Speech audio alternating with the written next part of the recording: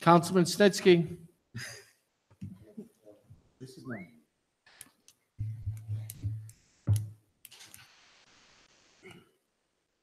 Is Jack here or did he leave? Jack Johnson? All in the family. No, his stuff is here. Oh, my phone. I can't. And we're not gonna take recesses anymore because nobody, this happens every time to me.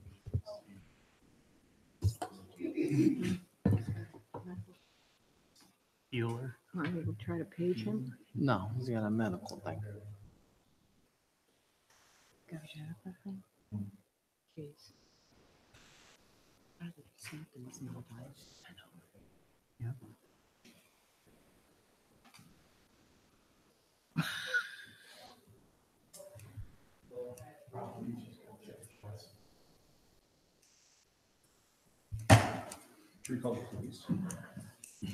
What's the problem? He said Bob Leach is tied up with Bob Leach. All rise for the Pledge of Allegiance. Pledge allegiance to the flag of the United States of America and to the republic for which it stands, one nation, under God, indivisible, with liberty and justice for all.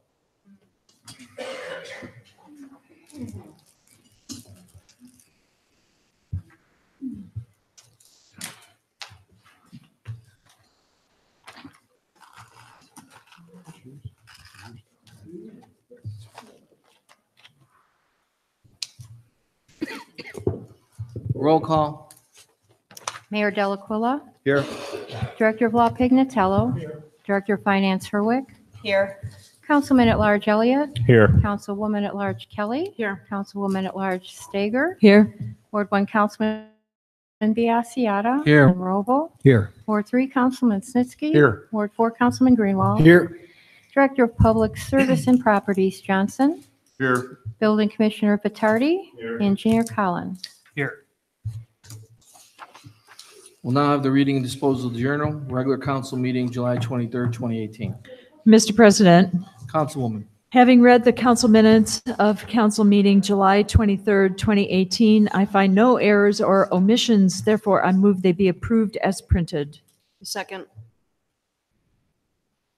Roll call. Kelly. Yes. Elliott. Yes. Stager. Yes. Greenwald. Yes. Snitsky. Yes. Robo. Yes. Biassiata. Yes. Now I have a special council meeting, August 6, 2018. Mr. President, Councilman Roble. as the minutes of that special council meeting held August 6, 2018 are not available, I move that the council not take, that we table action approval of this, of those minutes. I second. Roll call. Kelly. Yes. Elliott. Yes. Stager. Yes. Greenwald. Yes. Snitsky. Yes. Robo. Yes. Biassiata. Yes. The meetings from August 6, 2018 has been tabled. Meeting minutes, special council meeting, September 4th. Mr. President, Councilman Snitsky. having read the council minutes of the meeting of September 4th, 2018, I find no errors or omissions and therefore move that they be approved as printed. A second. Roll call. Kelly. Yes. Elliott. Yes. Stager. Yes. Greenwald. Yes. Snitsky. Yes. Robo. Yes. Biassiata. Consent agenda. Mr. President, Councilwoman. if there's no division of the question, I move that we accept the consent agenda for September 10th, 2018. A second. Roll call. Kelly. Yes. Elliott. Yes. Stager. Yes. Greenwald. Yes. Snitsky. Yes. Robo. Yes. Biassiata. Yes. If there are no resolutions, combination night, we'll move to report of committees, planning, zoning, economic development. Mr. President, Councilman. Planning, Zoning, and Economic Development former minutes are with the clerk of council. Next meeting is October 15th. Public Works. The most recent meeting of the Public Works Committee was held on September 4th. The next one will be on, I believe, October 1st. Is that correct? October 1st. Minutes of all prior meetings are on record with the clerk. Thank you, Council President. Our last meeting was on September 4th. The minutes are on file with the council clerk. Our next meeting is scheduled for October 1st. Police and safety. Thank you, Mr. President. All the past police and fire minutes are with the clerk, and our next meeting is next Monday, the 17th. Parks and recreation. Thank you, Mr. President. Our next meeting will be next Monday, the 17th. Rules, ordinance, ethics. Mr. President, our last meeting was September 4th. Our next meeting is October 1st, and minutes are pending.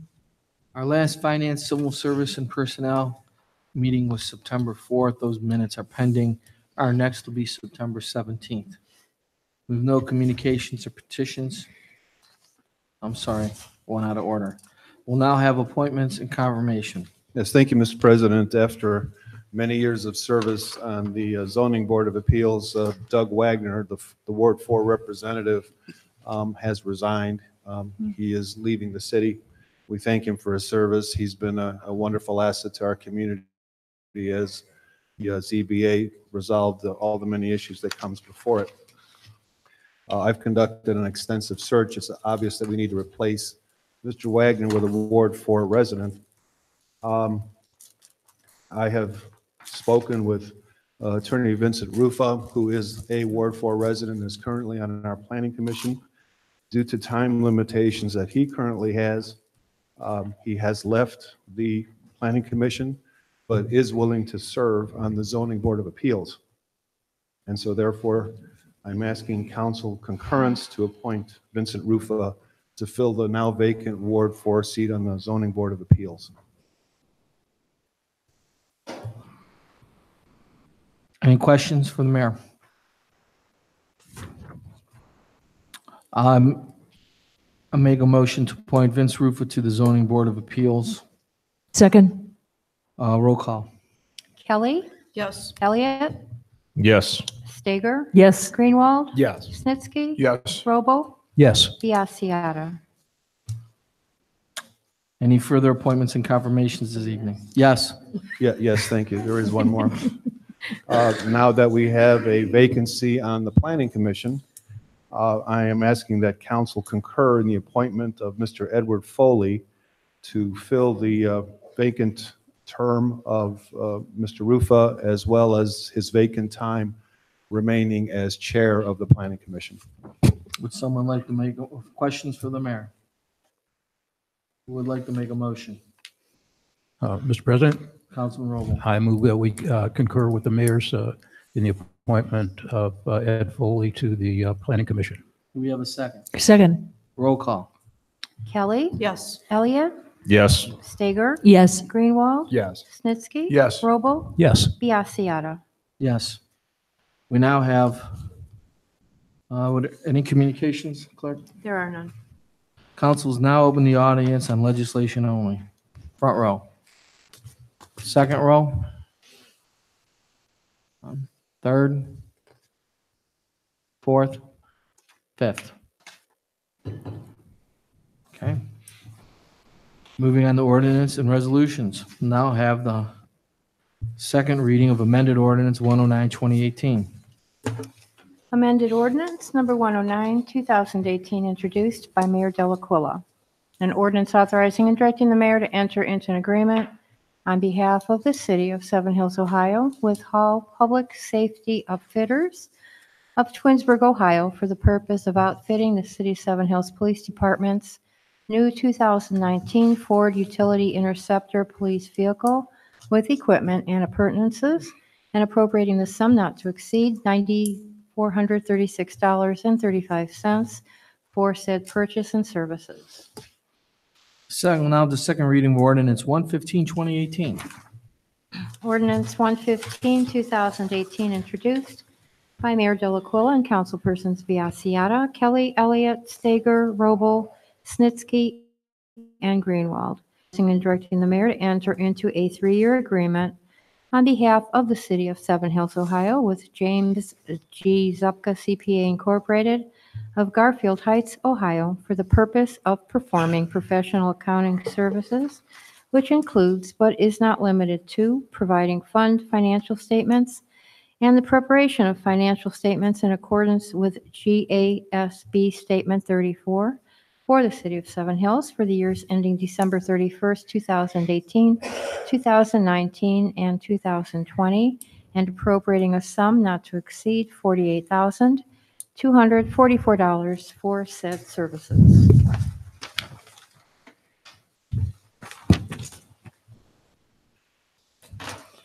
Moving on to ordinance 119, 2018. Mr. President, Councilman Elliott. I move that we suspend the rules under the charter and read ordinance number 119-2018 by title only for its first and final reading. Second. Roll call. Kelly, Yes. Elliott, Yes. Stager, Yes. Greenwald, Yes. Snitsky, Yes. Robel, Yes. Biassiata. Yes. Ordinance 119, 2018 is approved for first reading. Ordinance 119, 2018, introduced by Mayor Delaquila and councilpersons Biassiata, Kelly, Elliott, Stager, Robel, Snitsky, and Greenwald. An ordinance authorizing and directing the mayor to enter into a property usage agreement and release on behalf of the city of Seven Hills, Ohio, with ParmaSpace.com, LLC, for the purpose of using their facility located at 11699 Brook Park Road, Parma, Ohio, for police training on various dates in 2018 and declaring an emergency. Further motion? Mr. President, Councilman Elliott. I move that we adopt resolution 119, 2018. Second. Roll call. Point of order. Yes. We're not adopting a resolution, we're passing an ordinance. Thank you. Can you rephrase, Yes. Councilman Elliott? Yes, I will start all over again. Mr. President, Councilman Elliott. I move that we pass ordinance 119-2018. Second.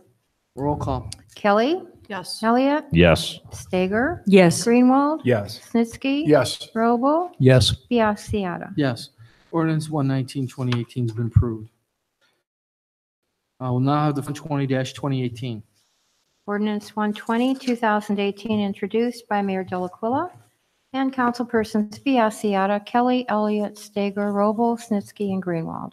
An ordinance authorizing and directing the mayor to enter into an agreement on behalf of the city of Seven Hills, Ohio, with Barcold Door of Cleveland, Ohio, for the purpose of replacing the police department's southwest rear door and frame with one 3670 steel door, one 16-gauge steel frame with upper solid transom, two solid side panels and appurtenances, and appropriating the sum not to exceed $6,290 for said service. We'll now have the first reading of 121, 2018. Ordinance 121, 2018, introduced by Mayor Delaquila and councilpersons Biassiata, Kelly, Elliott, Stager, Robel, Snitsky, and Greenwald. An ordinance authorizing and directing the mayor to enter into an agreement on behalf of the city of Seven Hills, Ohio, with Daleen M. Pride, an independent governmental affairs consultant, to conduct a 2-year motor vehicle registration audit of certain Ohio Bureau of Motor Vehicle Records for and on behalf of Seven Hills, Cuyahoga County, Ohio, from January 1st, 2017 through December 31st, 2018.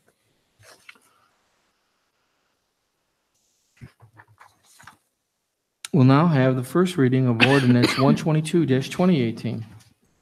Ordinance 122, 2018, introduced by Mayor Delaquila and councilpersons Biassiata, Kelly, Elliott, Stager, Robel, Snitsky, and Greenwald.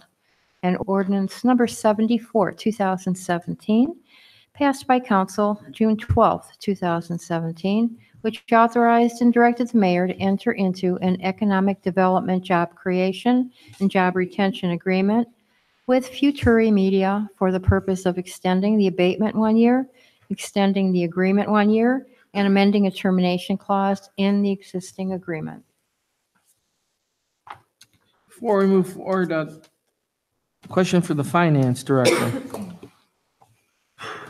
Is it okay to have this on for first reading? Or did we need action tonight? They would obviously prefer action. They actually submitted it at the end of July. They weren't counting on the recess, so they weren't really aware of that. So they were hoping to have it passed by this point. So if you're willing to, they would much prefer an emergency passing. Well, this has been talked about in caucus.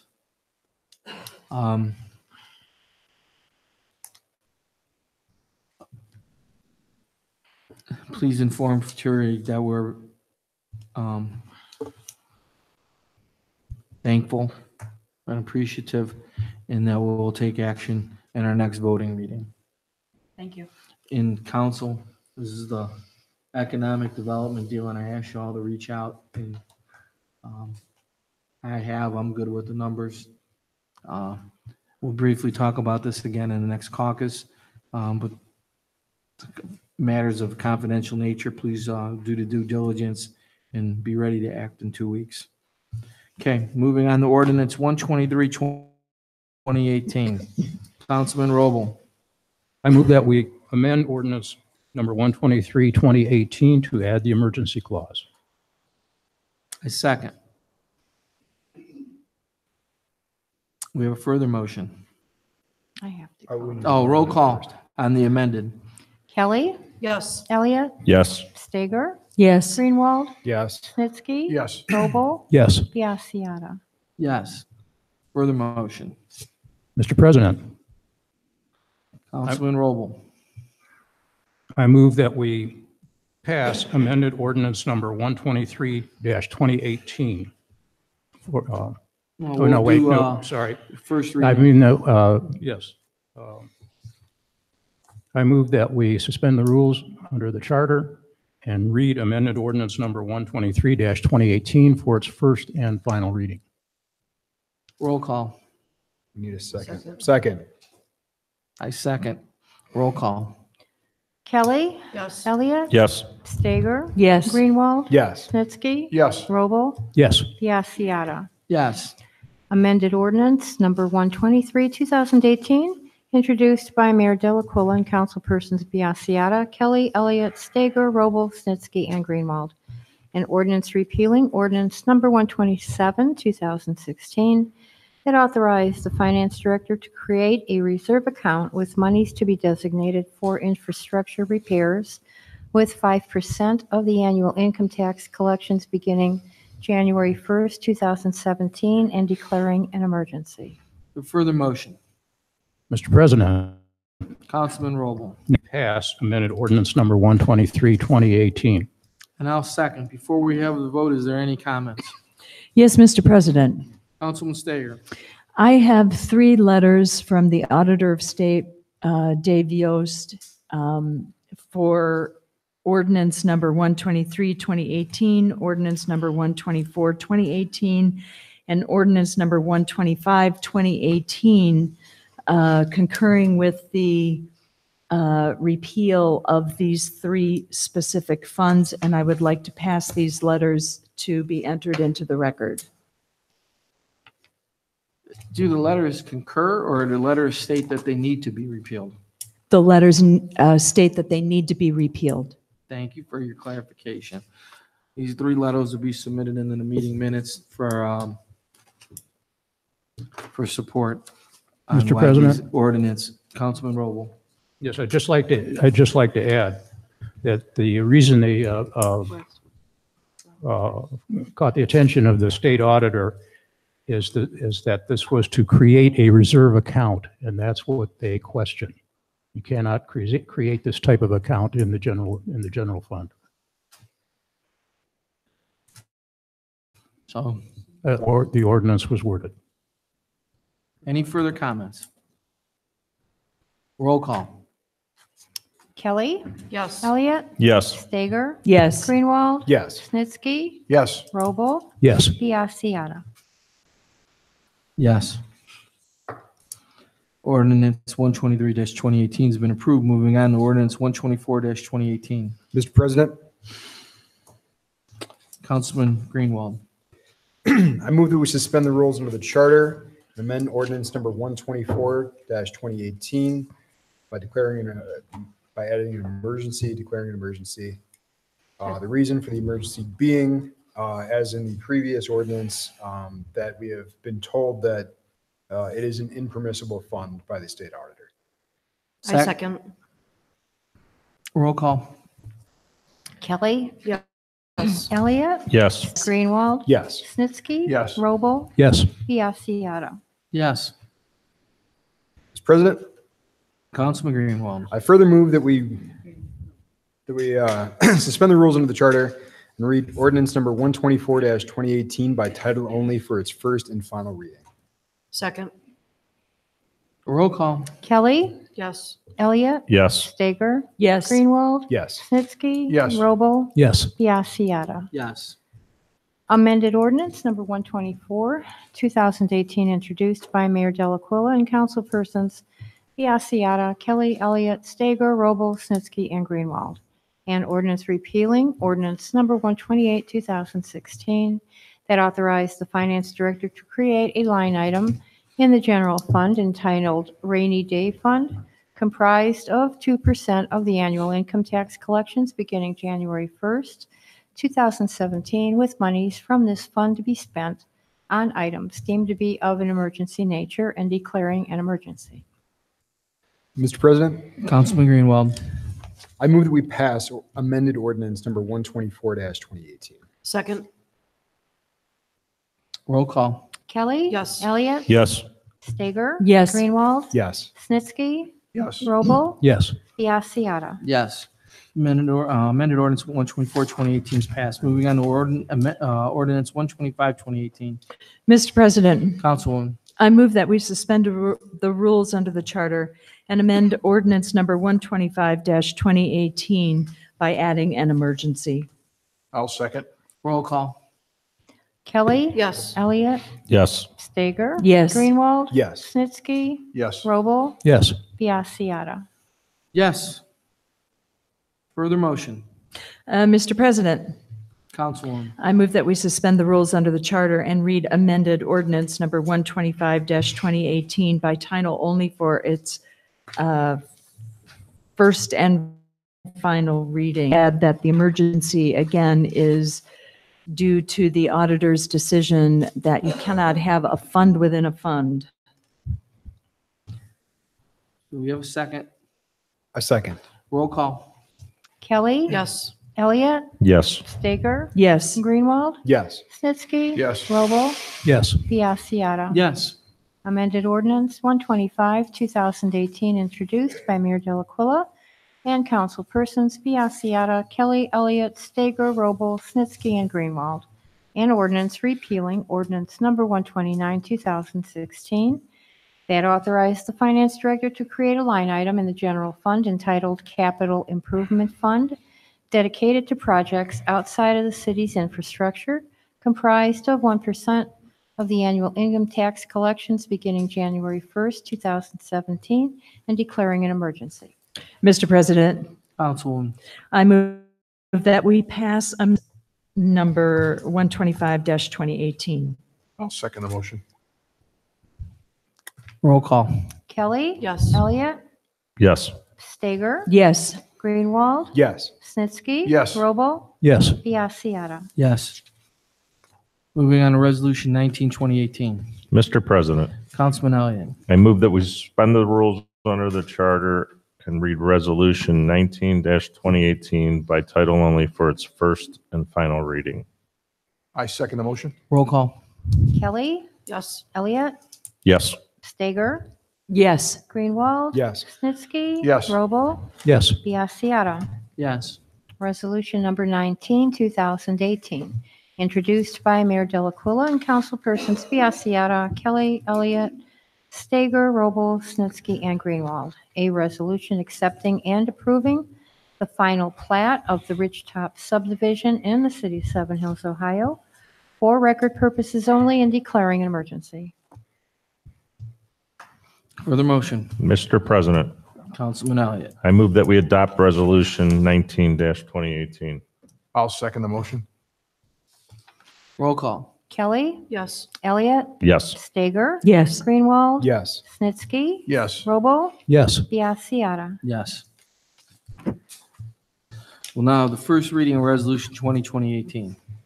Resolution number 20, 2018, introduced by Mayor Delaquila and Councilman Biassiata, Kelly, Elliott, Stager, Robo, Snitsky, and Greenwald. A resolution accepting the amounts and rates as determined by the Budget Committee and the necessary tax levies and certifying them to the county auditor. Council now open to the audience. First row. Second row. Up, first row. Yes, sir. General comments. Oh, boy. Tom Jarris, Crescent Ridge Drive, Seven Hills.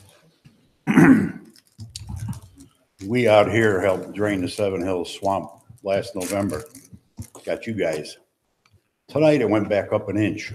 I don't know how you guys handle this confirmation deal. Ed Foley, you just put Ed Foley on a planning commission. Ed Foley quit the planning commission because I talked mean to him. I told the planning commission that they would be held accountable for their actions in an awakened Seven Hills. Ed and 3 members or so resigned. After that, the ordinance that says residents have to be able to speak, that came because of the Foley incident, because Foley wanted residents silent in meetings. The old council, and one of the few good things they did, passed the ordinance in spite that residents should be able to talk. Great deal. One good thing they did. Putting Foley back on the planning commission is beyond comical. I don't know if any of you knew this, but that's why he isn't on the planning commission now. In 2013, he served on a planning commission and on the charter review committee simultaneously because he was appointed to the charter review committee by the mayor and approved by the council in place then. And that simultaneous service is forbidden by Seven Hills law. But he served anyway because a dummy like me would object and nobody was going to do anything anyhow. Okay, just let the swamp keep swamping. Vince Rufa, we just played checkers with, we moved him to zoning. Vince Rufa chaired the planning commission when in 2013, they approved the pre-development application for the Glenn's Landing, the Rockside. They approved that despite being fully aware that the Army Corps of Engineers have been hoodwinked, they've been lied to on the wetland application for that property. The whole planning commission had been notified of that. So was council. Actually, Councilman Biassiata was made aware of that fact.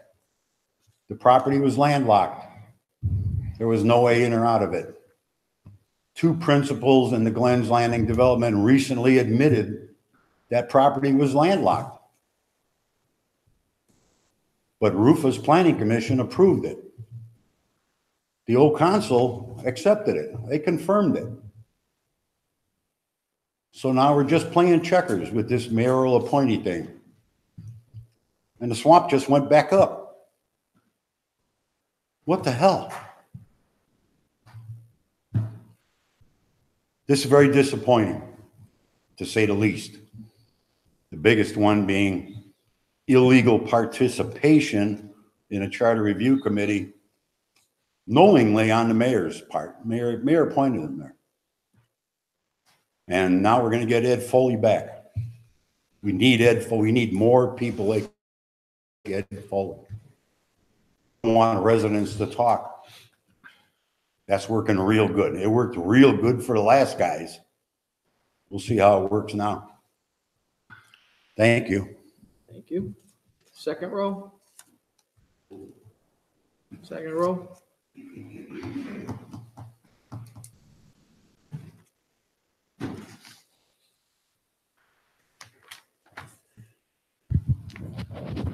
Need a taller podium. Good evening. My name is Eric Newton. I live at 5759 Rockhaven Drive, and thank you very much for the opportunity once again to speak. Apologize if I yawn. I'm not bored. I'm just tired. I'm going to kind of summarize what I talked about at zoning regarding this Dries Homes development. I'm a first responder. I've been one for 17 years. And I can tell you firsthand that I know what happens when you get there on time, and I know what happens when you don't. And that is why the traffic situation at the North Park property is very important to me. For myself, for my family, but also for my current neighbors and for potential future ones when a development does go into that property. I do understand full well that one day that property will be developed. I'm not here to sit here and tell you, please never develop it. What I am saying is develop it the right way, develop it properly. And the way it was being laid out, hopelessly unsafe. The developer himself even talks about aesthetics being the selling point, that it's all, it's only one way in and one way out, and the people who live there don't have to see everybody else. What he doesn't talk about is how that compromises safety. He talks about an emergency access road at the north end of the property that is mandated by FEMA, but won't be used by a fire truck because it's just a dirt road with a gate on it.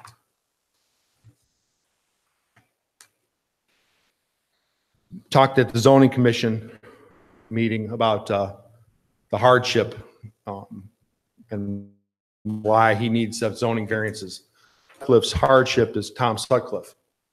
He wants to have as many houses as possible so he can make as much money as possible. He's all but said that at every meeting that we've been to. And I have no issue with somebody who wants to make a bunch of money, but I don't want to see someone make a bunch of money at our expense.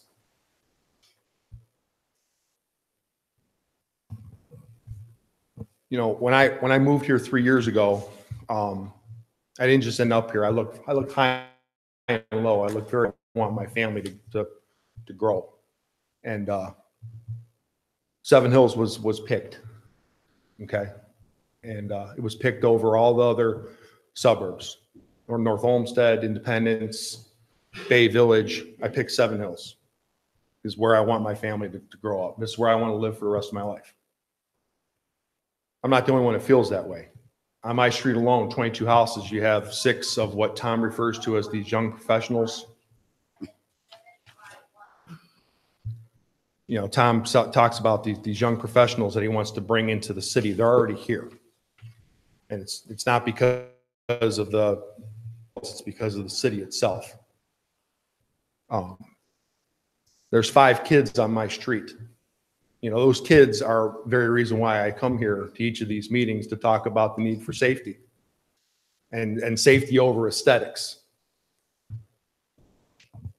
12 of my coworkers, young professionals, they chose the same thing I did, to come to Seven Hills. And they're all younger than I am. You know, we talked about an aging population. That's where Tom talks about an aging population, and this master plan as being his reason for why we need to capitulate to his whims.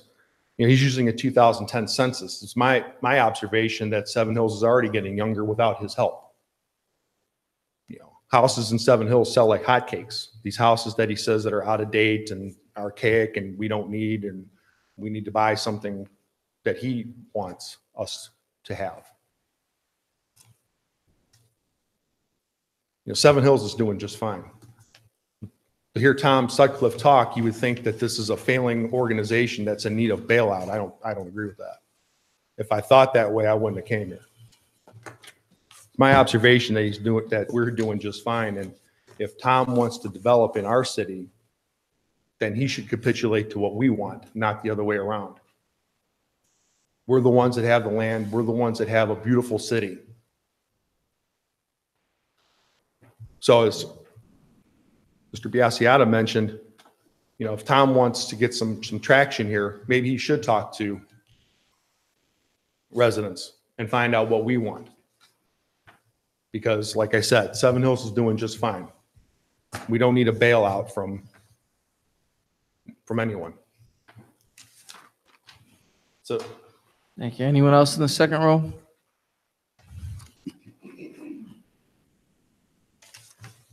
Gentlemen. Councilman Bob Leach, retired, 5739 Rock Haven. You have that.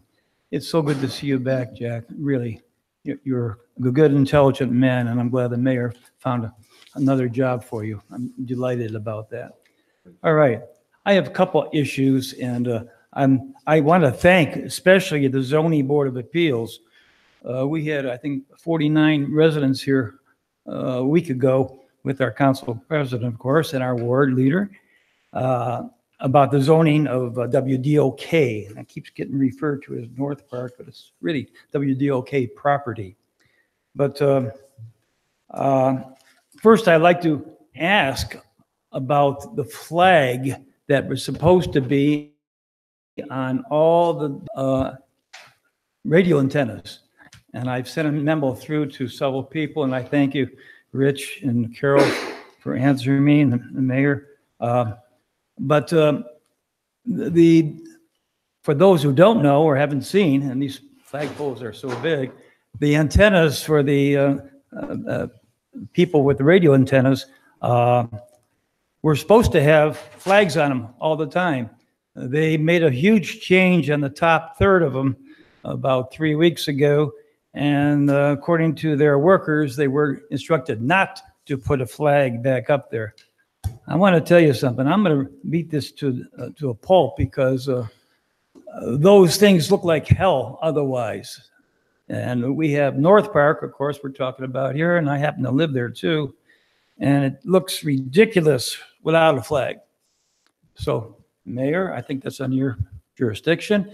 And I thank you, Mr. Law Director, my good friend Rich Pignatello, that said he would look into the contract on that. Okay.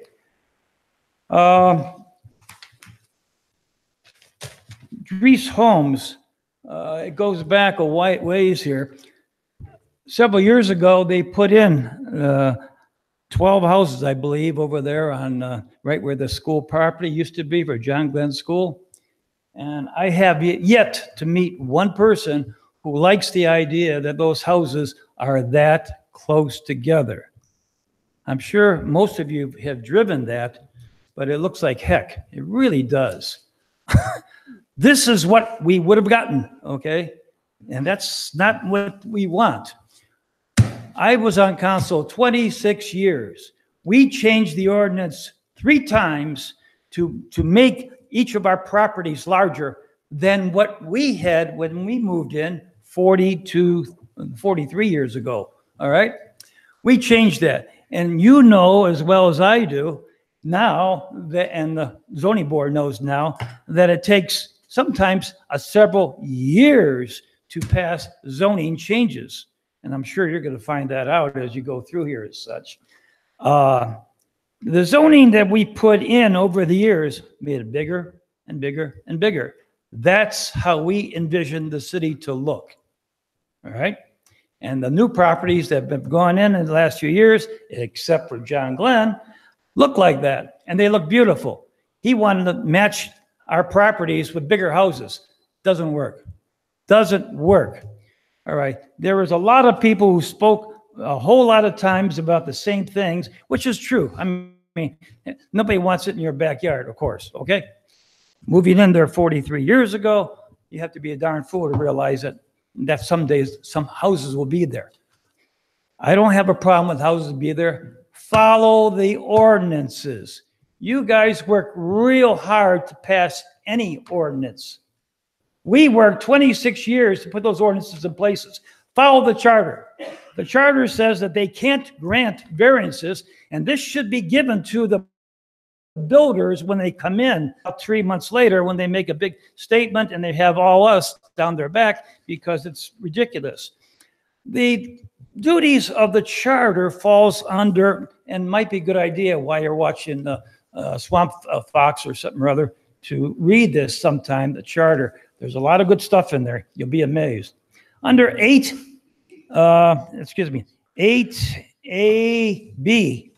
determination. The Board of Zoning Appeals shall determine matters properly presented to it in writing where difficulties and unnecessary hardships from the enforcement of the zoning ordinance. Now, what does that mean to you? Usually it means if there's a cliff right here, you can't build there, right? Okay. Rich and I we're back on council together 300 years ago, but we used to talk about the zoning board of appeals at that time. They would probably grant an ordinance for a silo next to a house to shoot rockets out of. Seriously, they granted every variance that came through. It doesn't say that. It doesn't say that. The Board of Zoning Appeals shall have the power to grant variances in harmony with the general intent of the ordinance and to secure the general welfare and substantial justice, promotion of the public health, comfort, convenience, moral safety, and general welfare of the city. The council should have the power to approve, you rubber stamp them basically, we all know that, amend, modify, or reverse decisions of the Board of Zoning Appeals, finds that the decision of the Board of Zoning Appeals is contrary to the purpose, intent of the zoning ordinances. Very simple. Come in, follow the ordinances, all right? That's what we should be saying to builders who come in. And we know that they're way bigger than what we want. These variances that they want are from 15 to 30% more house, the house being big, larger, allowed. What you have is a big house like this on a property that's like that square. That's not the intent of what we said all those years, working in conjunction with the Zoning Board of Appeals and the Planning Commission. Those things didn't come out of thin air. There were a lot of great people, a lot of great mayors eventually who were involved with this and put these into thing. And we do not want to see those variances and the charter absurd. It's ridiculous. When they do come back in, which I'm sure they will, okay, a great idea, a terrific idea is to have them, I don't know if you have to put a separate ordinance at this point, I'm not quite sure, but have a 4-foot fence put around the entire property. We did that way back in the 70s at John Glenn, no, at, excuse me, at the, let's see, where is it? Kmart, excuse me, I'm sorry. At Valleywood Park and Kmart, and there has never been a problem. Fences like that next to apartment residential make good neighbors. I'm sure the people here behind me are all saying the same thing, but the houses are much too big for the property. That's simple. We want good-looking properties. We want to have safety, as my good friend here talked about as such, but we want it to be right. Follow the ordinances, and they come in, I'll rubber stamp it and go home, okay? But to do this, and this really upsets me because there was too much said and there was too much that went back and forth. They listened to the people, the Zoning Board of Appeals. They listened, they voted 1 for it and 3 against. They listened to the people for 3 hours that night, and they were correct in their findings. And I appreciate the hard work that they put in that decision. And tonight you're going to be acting on it. And I thank you for your time. You're welcome. God bless. Anyone else? Second row.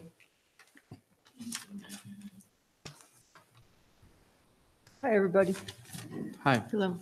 My name is Karen Lissick. I live 5751 Rockhaven, and I am the one that talks. You're on. Is that better? Yes. Awesome. Okay. I live at 5751 Rockhaven, and just so you know, just as a these guys do. I let my neighbors talk for a long time. All I want to say is that I've been in Seven Hills for a couple of years now. This is not the first house I've owned. It's actually the 3rd house I've owned, and I moved to Seven Hills by choice. I didn't have to move to Seven Hills. I looked at a lot of houses, a lot of places, and I kept coming back to Seven Hills and looking at more houses in Seven Hills, and I'd go look somewhere else, and then I would come back. And then I realized that I kept coming back to Seven Hills because Seven Hills represents what I was looking for. And those are the ordinances that were in place when my house was built and, you know, close to in place now, probably. So I am just here to ask you to please agree with the zoning board. And I guess you're supposed to vote yes today. Because That is yes correct. means no, right, Tony? Yes, Right, awesome. Okay, thank you. today only. Third roll?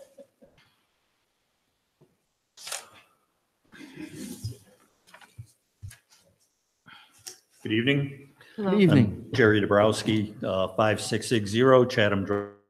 I'd like to thank you for the last time we met for voting unanimously against the Dries Home project.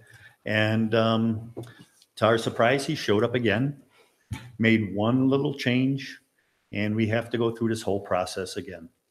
And the only change that he made, he went from a 65-foot lot to a 75-foot lot.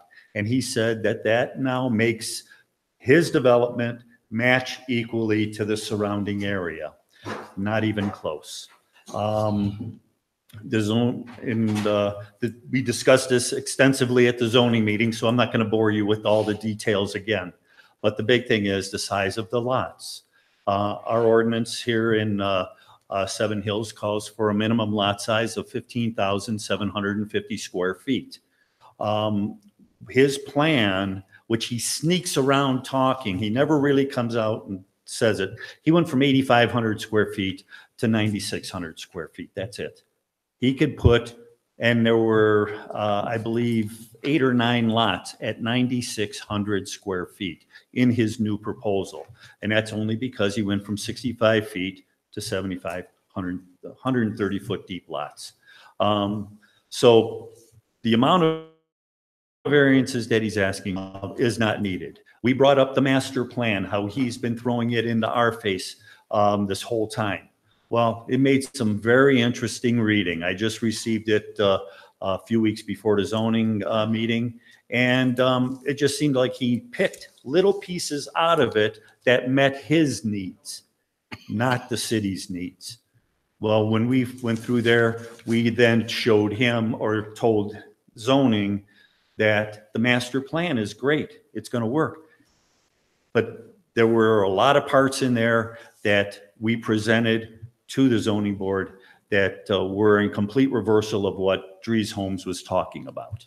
So what we're here tonight for is to ask you again to please vote this project down. See in another month or so. But we're not going to stop. We're coming back. And actually, I wish Tom was here tonight because I would thank him. You know, we have a rock solid neighborhood on Chatham Drive, and I'm sure you guys all too. And we all, you know, we wave at each other over years. 21 years I've lived in this city. We wave at the neighbors. But you know what he's done to us? He's now made us close. We now talk to each other. People that we waved at for years, never talked to, now we became friends and we united. And we're not going to let it stop. We're going to continue to fight this. But all we're asking for is to do it according to the code. We realize one day that property will develop, but just do it to the code, please. So thank you. Thank you for your comments. Any fourth row? Fifth row? Okay, that concludes miscellaneous comments. We're now going to go to reports from the Mayor Safety Director. Yeah, thank you, Mr. President. I just want to briefly thank the audience who approached the dais and spoke respectfully and had cogent points to make. There were some exceptions to that, which I'll address here in no particular order. Let me touch briefly on the cell phone tower flagpoles first. They're privately owned, and there is a contract, which I understand the law department is reviewing. There have been logistic issues in the past with putting a flag on a pole that size and that high. The flag gets ripped up in the strong winds. The lanyard beats against the pole, makes a lot of noise in the neighborhood. It damages the pole. As Bob, you're aware, at night you're supposed to illuminate a flag. You're not supposed to leave it up in the rain. There's an obligation to lower it at half mast at certain points. All of these became issues. And that's why it's not being done any longer. It was not a city decision, though. So we'll have the law department look at it and come to a decision on what, if anything, can be done to put the flags back up, but it is definitely an issue. I was glad to hear some of the comments this evening regarding the Dries Homes last proposal, some of the comments regarding the master plan and the pre-planning meetings. These are all things that Ed Foley was responsible for going back into the early 2000s. Bob, I see you nodding your head. You know Ed very well. I could not disagree more with the comments that the gentleman made about Ed Foley.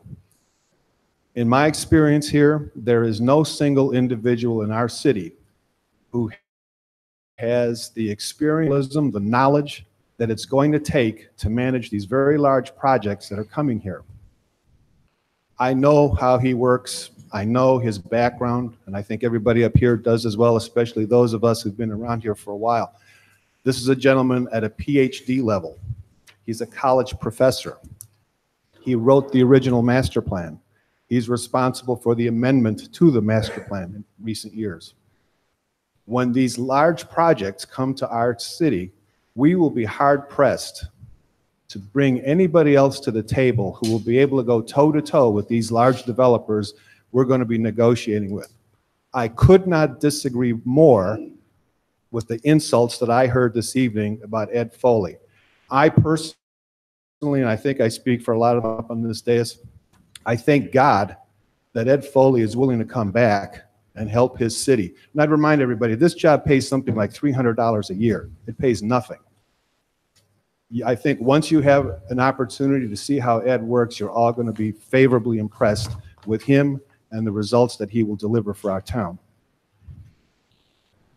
Pardon? 100% correct. I want to touch briefly on the request to have Dries Homes come to us for some sort of outside meeting before they come with a firm proposal. Although I certainly sympathize with that idea, I don't believe that as a legal construct, we, the city, can impose extra on a particular developer to do something other than what our laws require. That would be an instantaneous invitation to a lawsuit. I know that in the past, Dries Homes has had some meetings at the library where they kind of went over these concepts. I would certainly be more than willing to invite them to a meeting. I don't believe, and I'll stand corrected if the law director disagrees, I don't believe that we can force them to do more than what our laws require. But I can also tell you that when Ed Foley was in, he instituted a procedure of pre-approval meetings where rather than coming to the planning commission cold, he started a procedure where we have initial meetings where the developer comes in and floats the idea in an informal way and kind of gets feedback. So that's certainly I'm expecting Ed is going to be doing. So with all that being said, I'm very grateful for the opinions that we've heard this evening. I think I have a sense of what's going to happen here, but I want you to be assured that anyone who comes to our city will be forced to comply at least with the procedural requirements that we impose. And that's all by law. We don't disfavor anyone. We are doing our very best to comply with the legal obligations that we as your representatives must comply with. Thank you, Mr. President. Thank you, Mr. Mayor. Director of Finance? No report this evening. Director of Law? No report. Director of Service? No report. City Engineer? No report. Building Commissioner? No report. Moving on to miscellaneous. No first floor motion. Mr. President, Councilman Snitsky. I want to suspend the rules under the charter and make a motion to concur with the findings of the Planning Commission regarding the proposed North Park subdivision by Dries Homes. I'll second. Roll call.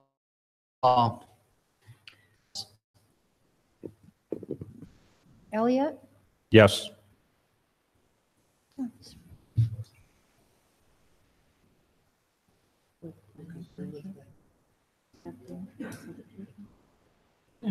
We're concurring with the Planning Commission findings. Accept.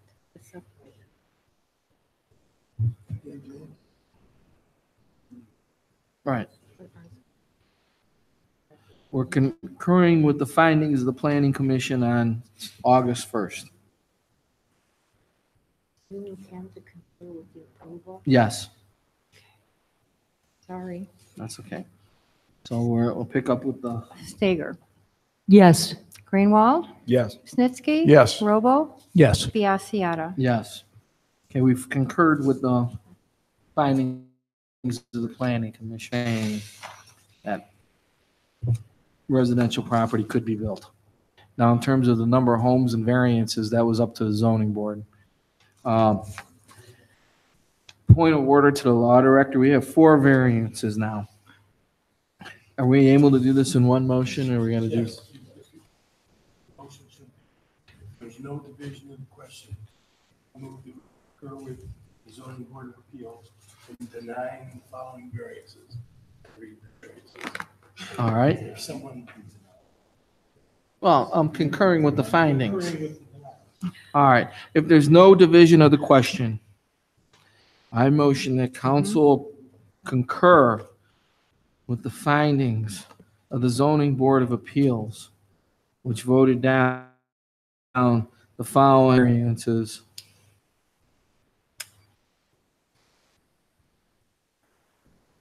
Three to 1, 989.01A, 989.06A, 99.021, and 993.01A. I have a motion to concur with the findings of the zoning board, which declined these variances 3-1. Do I have a second? Second. Roll call. Kelly. Yes. Elliott. Yes. Stager. Yes. Greenwald. Yes. Snitsky. Yes. Robo. Yes. Biassiata. Yes. Once again, proposal goes down. So no homes can be built on that property.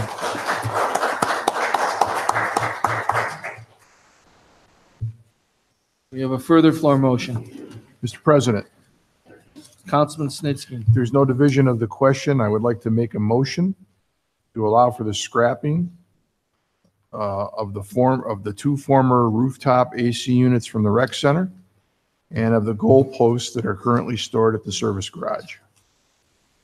I'll second. Roll call. Kelly. Yes. Elliott. Yes. Stager. Yes. Greenwald. Yes. Snitsky. Yes. Robo. Yes. Biassiata. Yes. Motion to allow the scrapping of the air conditioner units and old goalposts has been concurred. We have one more floor motion noted on the agenda coming over from the zoning board of appeals. Mr. President, Councilman Greenwald. I move that we suspend the rules under the charter and move to concur with the zoning board of appeals in the matter of variance requested September 5th zoning board of appeals meeting by Tom and Lisa Capernoli, 7672 Pleasant Run Drive, in reference to installation of a privacy fence. That variance was granted. I'll second. Roll call. Kelly. Yes. Elliott. Yes. Stager. Yes. Greenwald. Yes. Snitsky.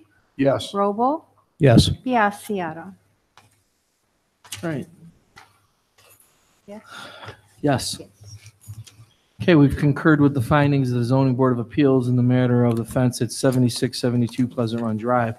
Now move to miscellaneous comments. Start at the end. Councilman Roble. Yes, Mr. President. Just for the record, I'd like to discuss the zoning variance that was granted concerning the fence. This was passed on the second meeting. During that first meeting, there was lots of discussion, and it was decided that in order to help the people get what they wanted, that they needed some help, and that came from the building commissioner. And when the zoning board of appeals decides on things, there are several factors that they consider. I'll just read these down. Is it a good value for the city? In this case, yes. They ask about how substantial the variance is. On the one variance for the side was moderately substantial. They said that was okay. Was the character of the neighborhood affected? No. Effect on delivery of city services? None. Was the property purchased with the knowledge of the zoning? No. No other means to accomplish, and that's correct. And the spirit and intent preserved, and that was in this case. So there was a lot of work that went into it. Although, just as a note, it seems like this was a corner lot. And apparently, they seem to think that the ordinances that refer to corner location, so we might want to take a look at that at some point. And thank you. Thank you, Councilman. Councilman Stitsky? Nothing more at this time, sir. Councilman Greenwald? Just a few comments. I'd like to thank you all for coming. I've spent a lot of time considering this. I remember the first time Dries Homes came with their presentation. I was like, oh, that seems like a great idea. They'll build a bunch of homes there. It seems like they'll do well. Obviously, I've learned a lot since that time. I think that that first presentation was before I even took office. This is a bedroom community. And as a result, the homes and the character of the homes here are one of the most defining factors of the city. I think I've said it privately a number of times. At this juncture, I think that I am not in favor of any housing development. Does not comply with our current zoning. That's all. Thank you. Thank you, Councilman. Councilwoman Stager? Yes, just very briefly, again, thank you for coming forward and speaking, Ward 1 residents. I'm a Ward 1 resident as well. There's a lot of stuff that's going to be happening in our ward. So it's really cool to hear that we all come together, and yes, we wave on my street as well. Get to know our neighbors and talk to each other, because I live on a cul-de-sac, not a cul-de-sac, but it's a U. And so I'm just really glad that we're all coming together. Thanks. Councilman Elliott? Nothing at this time, sir. Councilwoman Kelly? Nothing further, thank you. Well, it's time for me.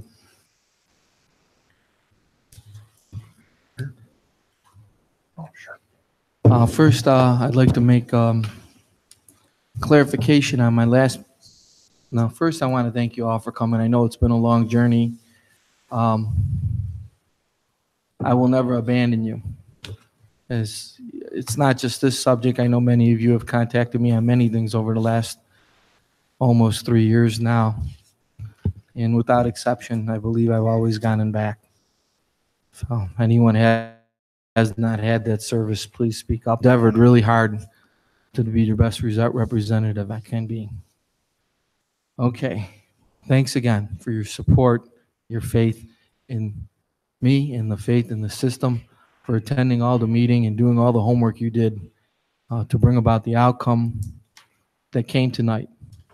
Ultimately, whatever happens in any particular development, I think the end result is better with citizen participation and many voices heard from.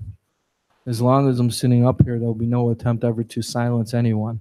So when big projects come ahead, I will defend your right to speak and have your concerns addressed in an open and straightforward manner. I've gained a reputation of being a straight shooter on these matters, and a man who follows up on his word. If we say we're going to have a meeting, we're going to have a meeting. If I'm going to get you an answer, we're going to get you an answer. A number of people here asked for copies of the master plan and all kind of other data, and you got it without post haste. Is that correct? Yes. Okay. So that said, I need to make a clarification on my last council miscellaneous from last week. I had said during this, my last miscellaneous comments, that a prior council person took personal shots at me, specifically my weight. No big deal. I wasn't clear on who that was. It was the former council Ward 2 person. So it may have been construed that it was someone else, but it was not. It was the former Ward 2 council person. In my opinion there, that goes with the job. It's almost impossible to slander a public official. I've come to expect it. It doesn't bother me in any way. In fact, what I said, it motivates me to do even better. You know, that's the way I am. I haven't backed down from anything in my life, and I never will, even what we're trying to accomplish here. So petty insults like how I look or what my weight is isn't going to deter me at all. It's going to make me work harder.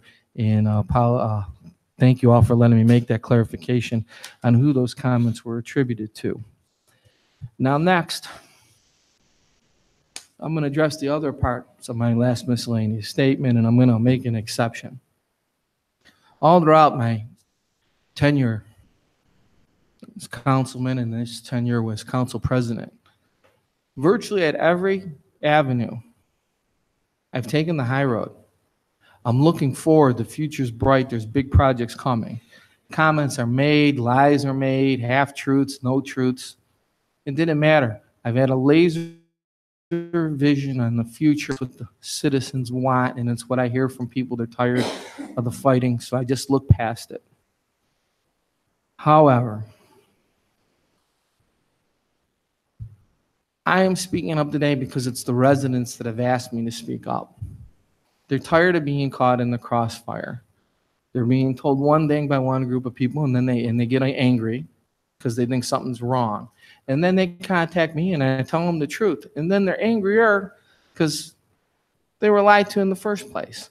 And they're saying, hey, you got to speak up because sooner or later the lie becomes the truth. So first of all, I'm going to give you an example of how I've always taken the high road. And this is just one example of many. Back on March 12th, I nonchalantly announced during a caucus meeting that the city needs to renegotiate the contract with Glenn's Landing. I didn't state why, I just said it was in the best interest of the city.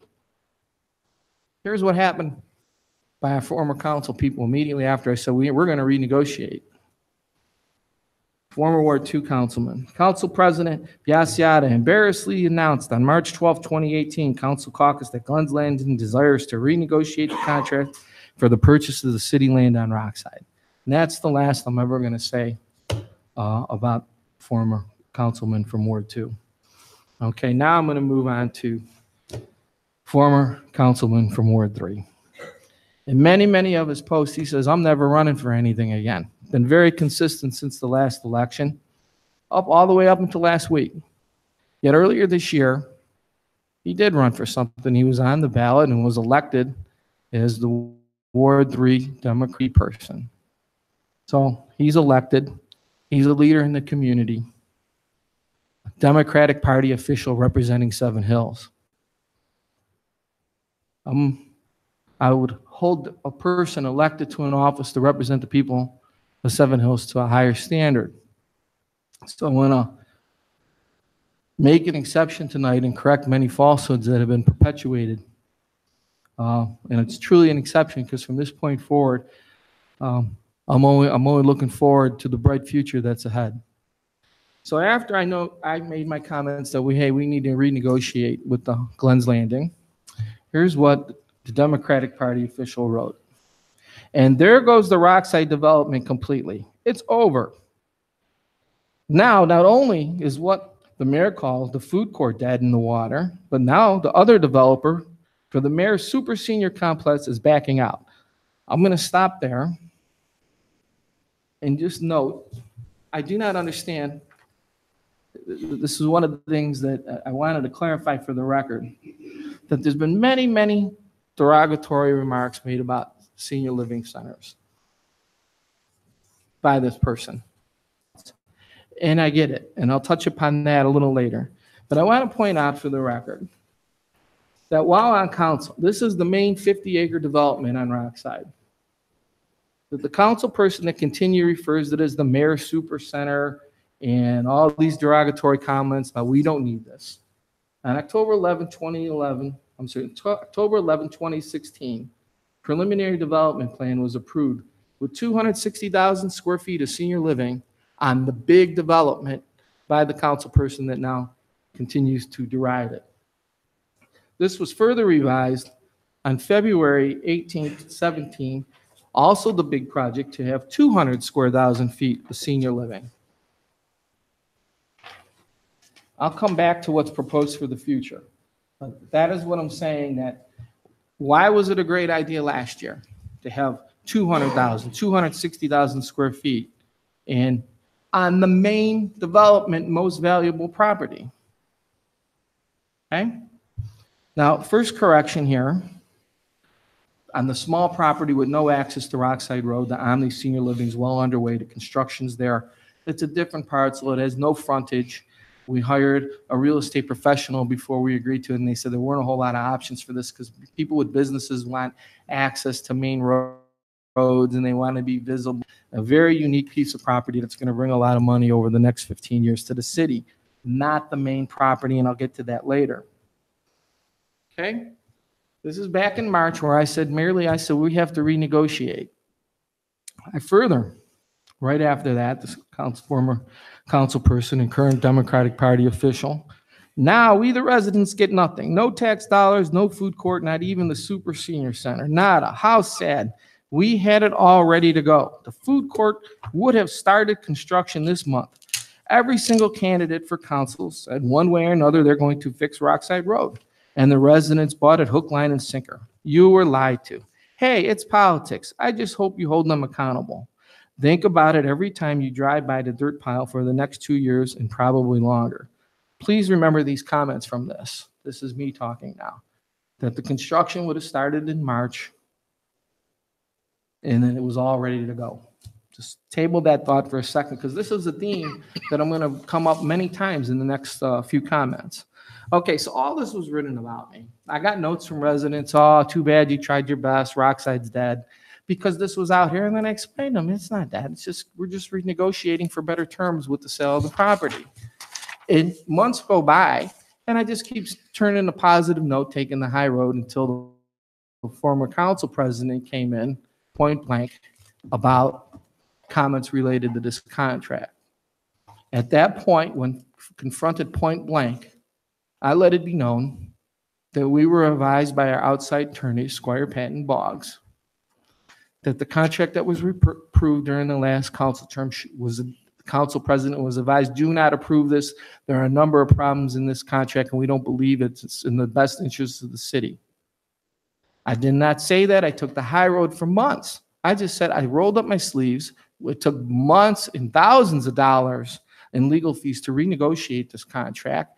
But it ended up in a good place. It netted more money and built-in protection such as time frames and specific amounts for the TIF and a whole lot of other things. And we bifurcated the TIF agreement from the purchase agreement and a lot of other things that protected the city. And all these things were recommended, or most of them, and ignored. Nor were they shared with me, a council member, that our outside attorneys had objections. At no point during the whole spring and summer that I ever bring that up, because it was always been my intention to take the high road and look to the future. I stayed silent. I looked ahead. And I continue to do that with a lot of things. All right, let's get back to Rockside. August 22nd. Democratic Party official Jim Kukral writes this. The current council president and the rest of the council made all kinds of promises about how we're going to fix Rockside Road during the campaign, but it was never broken. I never said such a thing during the campaign. I'm not sure I said anything ever about it. I was silent on this issue. So it says here, the current council president, that's me, I never made any comments about the project during the election whatsoever. It says here I did. I'd like to either be proven wrong or I'd like that retracted. He further goes on, the food court with the bakes, coffee shops, restaurants would have all been done by the fall, but now nothing. Here's recurring theme. Ground would have been broken in March and it would have been completed in the fall by Democratic Party official Jim Kukral. All right, then last week, he writes his ward as a leader. Once again, he comments, he's not running for office. Okay, I've already said he's run for a Democratic precinct committeeman. I'm sure, and it's not running for office. It's my opinion, but he'll run for some office. He'll run for Ward 3. He'll run at large. He may even run for mayor. That is just my opinion, and I preface that.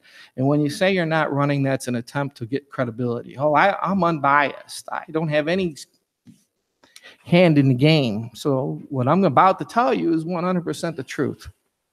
So throughout the last several months, he says he's running, but he's currently a Democratic Party official. So keep that in mind. And come next November 2019, when he's running, and he say that, well, the residents spoke up. I needed to do this. I felt there needed to be a change. There'll be some comment to that effect, and he will be a candidate, in my opinion. But because once again, I said in the beginning, a Democratic Party official elected by the people to represent the ward should be held to a higher standard and tell the people the truth.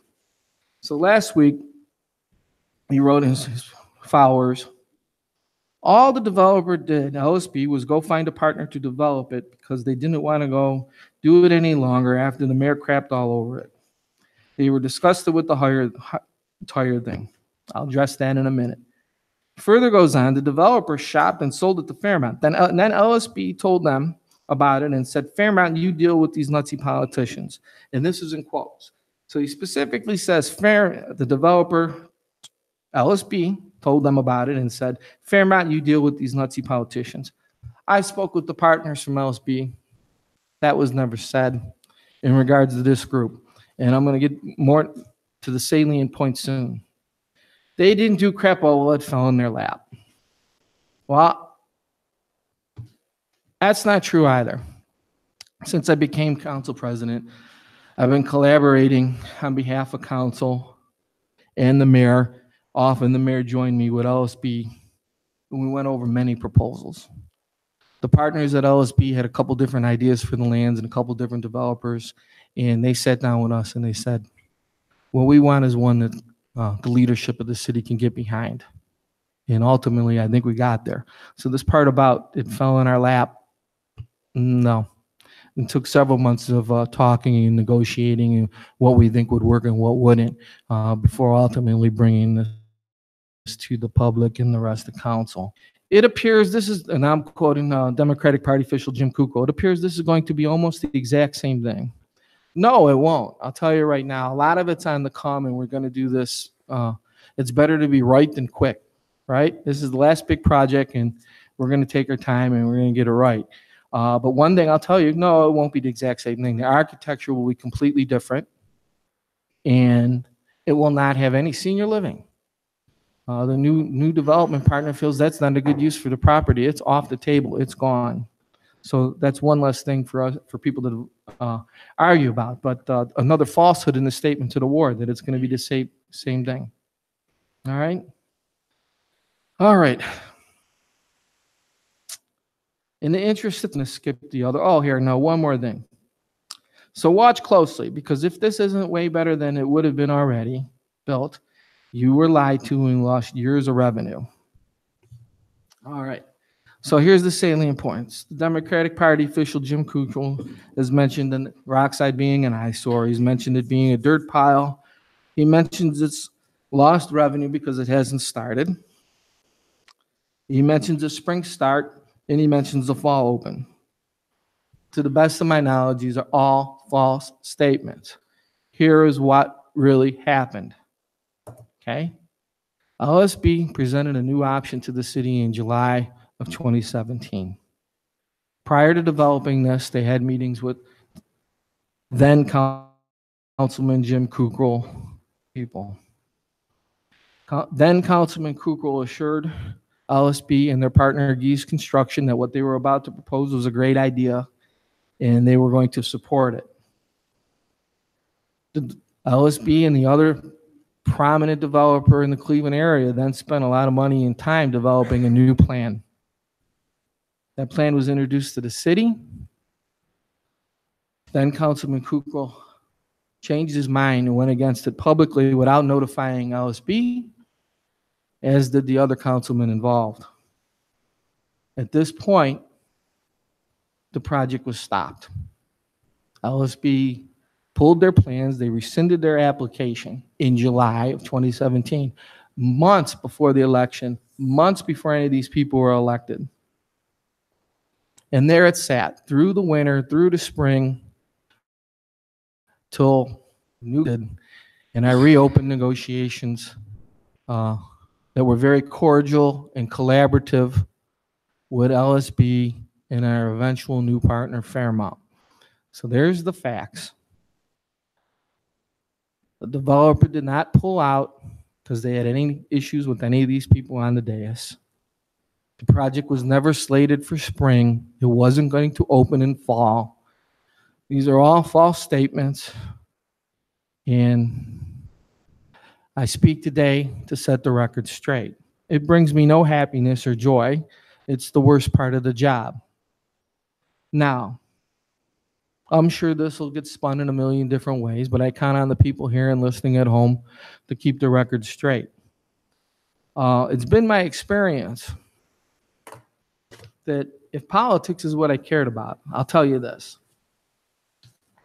I could keep all the quotes from the prior council people and Democratic Party official Jim Kukral, the dozens and dozens I have, never say a word, and I'd get the most political bang for the buck to bring these up next election time and to say, here, you're running for office, it's time to be accountable for all the lies.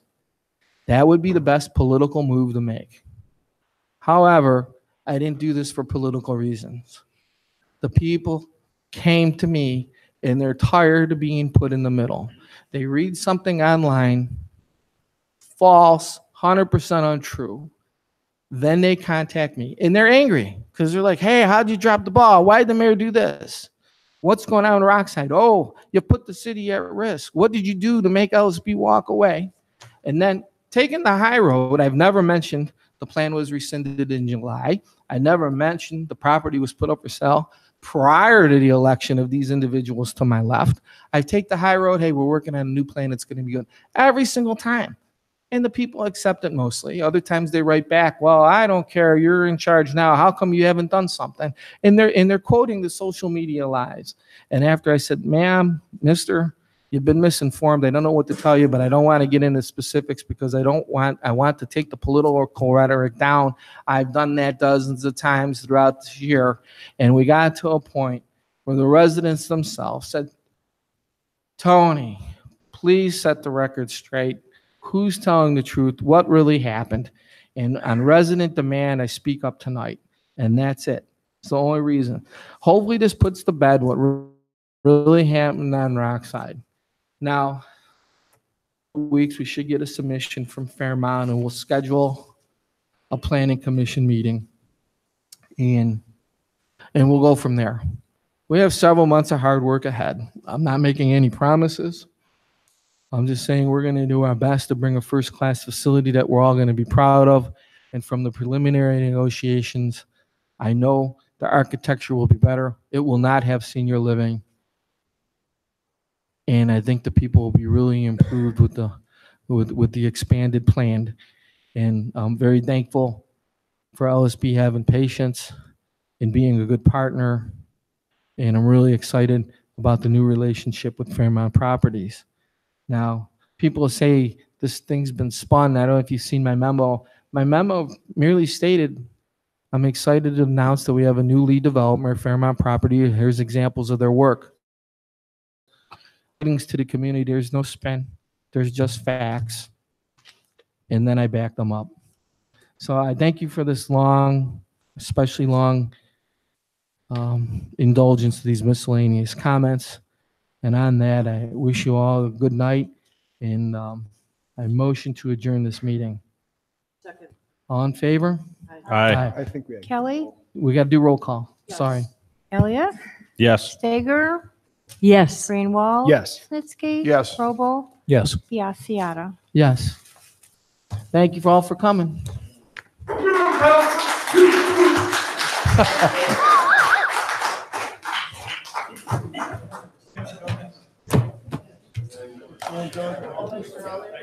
Leslie, I gotta ask you something.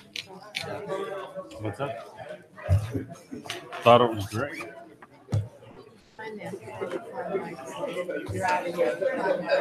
Oh.